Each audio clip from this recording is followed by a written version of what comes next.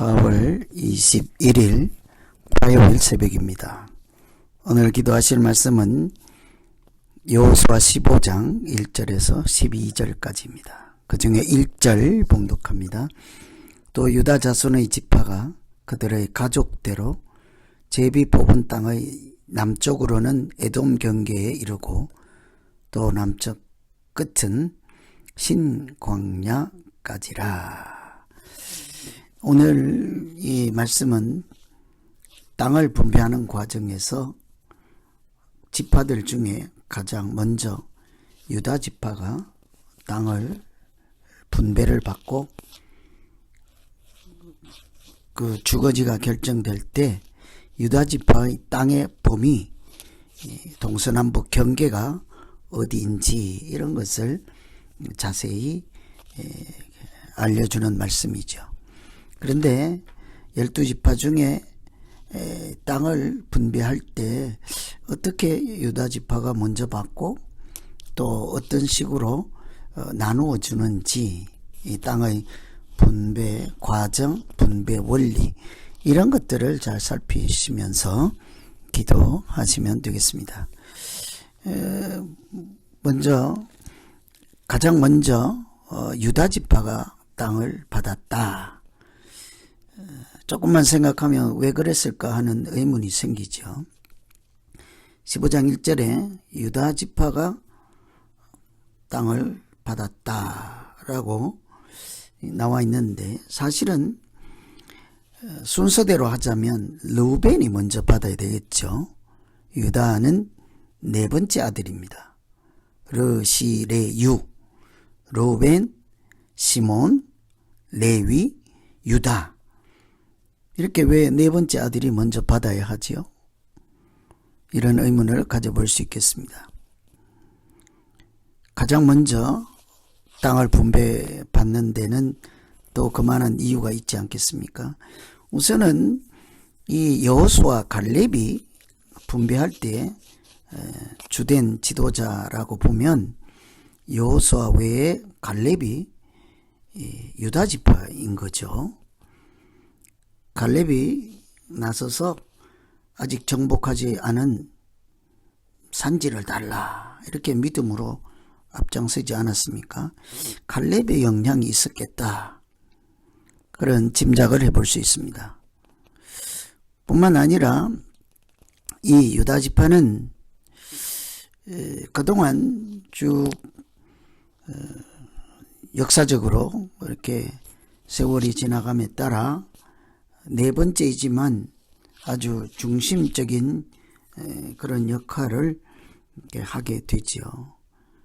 왜냐하면 앞에 르우벤, 시몬, 레위, 유다가 네 번째이지만 위로 첫 번째, 둘째 이런 아들들이 그 일상 생활에서 큰 우를, 죄를 이렇게 범하는 실수를 했기 때문이죠. 장자는 르우벤이죠. 아버지 후처였던 비라와 동침하는 일이 있었습니다.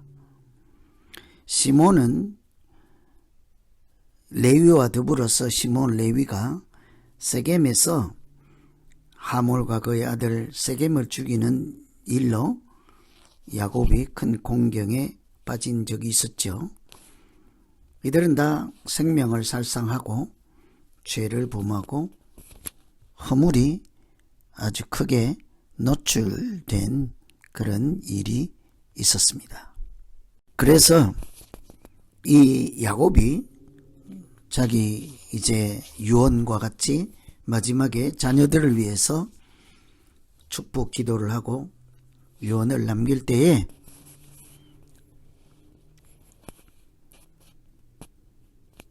거기 앞에 있는 르우벤, 시몬과 달리 유다에게는 이스라엘을 다스리는 왕이 나오게 될 것이라, 이런 축복을 하지 않습니까? 그래서 유다에서 다윗이 나오고 다윗의 후손으로 오시는 예수 그리스도께서 오시는 통로가 되지 않았어요?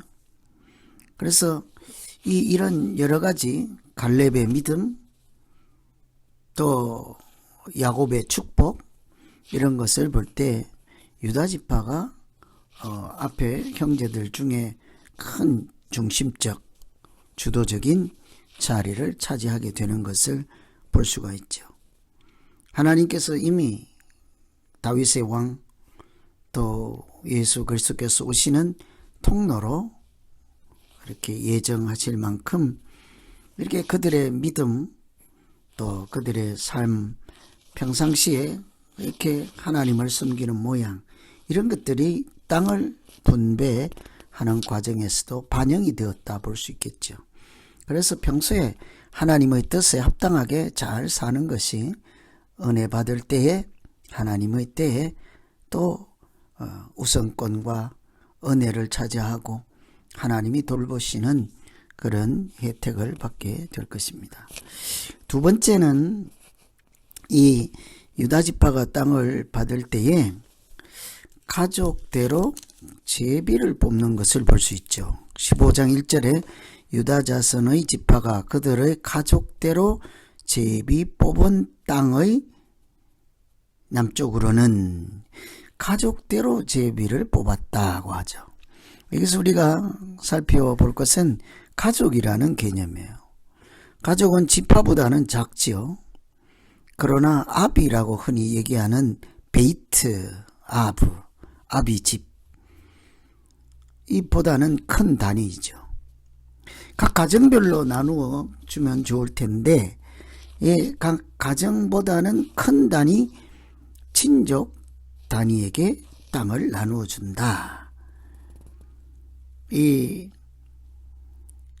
대가족 당시에 가정을 중심으로 한 대가족이 있었다면 그 가족들보다 대가족들이 모여있는 친족 단위가 있죠. 그리고 친족이 모여서 지파가 된다고 볼 때 가장 낮은 단위를 기준으로 하지 않고 그 중간에 친족 단위로 땅을 나누어 줬다. 왜 그럴까이죠? 각 가정별로 주면 좋을 텐데요.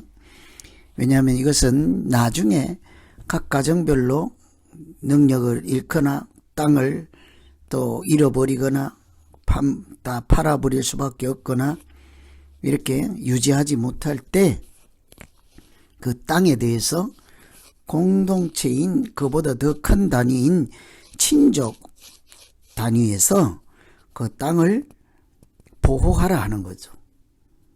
한 가정이 땅을 팔 수밖에 없어서 받은 유산을 책임지지 못할 때 그보다 더 가정들이 모여있는 친족 범주 안에서 한 가정에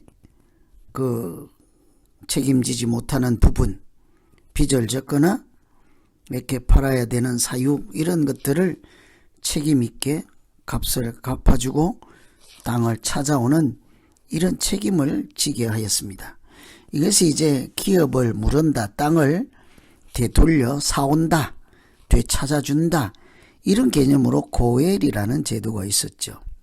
그래서 이것은 가족대로 이렇게 친족 단위로 이렇게 분배하는 것은 분배하는 과정에도 문제가 있겠지만 앞으로 어떻게 지켜라. 공동체적인 책임감을 가지고 하나님이 주신 땅을 잃어버리지 않도록 잘 관리하라 이런 것이 있죠. 뿐만 아니라 거기에는 정신이 들어 있습니다. 다른 사람의 연약함을 보고만 있지 말고 공동적으로 책임과 의무를 가지고 사랑으로 섬기라 이런 뜻이 있겠죠. 그래서 이 땅은 그냥 단순히 경제 원리가 아니라 신앙 원리에 의해서 나누어 주고 있구나 이런 것을 볼 수 있습니다. 평소에 살았던 삶이 하나님의 은혜와 하나님이 주시는 기업을 누리는 통로가 되고 또 하나님이 주신 은혜를 개인별이 아니라 공동체적으로 잘 지켜 하나님의 백성답게 살아야 한다 이런 메시지가 들어있겠죠. 그래서 오늘 하나님께서 우리에게 선물을 주시고 은혜를 주실 때 우리의 평소 어떤 믿음으로 사는지 무관하지 않다는 것을 기억하며 하나님, 우리가 한순간이라도 하나님 앞에서 살아가는 거룩한 삶을 잘 지키고 하나님이 주신 땅을 한 개인에게만 맡겨둘 것이 아니라 공동체로서 은혜를 잃어버리지 않고 잘 지켜가는, 서로 섬기고 돌보고 사랑을 베푸는 믿음으로 살게 해 주십시오. 이렇게 기도하면 되겠습니다. 우리 이제 같이 이런 말씀 의지해서 기도하겠습니다. 하나님 아버지, 오늘 유다지파가 가장 먼저 땅을 분배받는 과정을 통해 하나님이 어떤 마음으로 땅을 주시고 또 주실 때 어떻게 지켜야 하는지를 잘 살필 수 있게 하심을 감사합니다. 평소에 우리 믿음이 하나님 보시기에 기뻐하실 만한 믿음 생활이 되게 하시고 또 하나님의 뜻에 따라 그 주신 것을 잃어버리지 않고 지키고 하나님의 자녀로 살아가는데 조금 더 부족함이 없도록 우리를 인도하여 주시옵소서. 예수님 이름으로 기도하옵나이다. 아멘.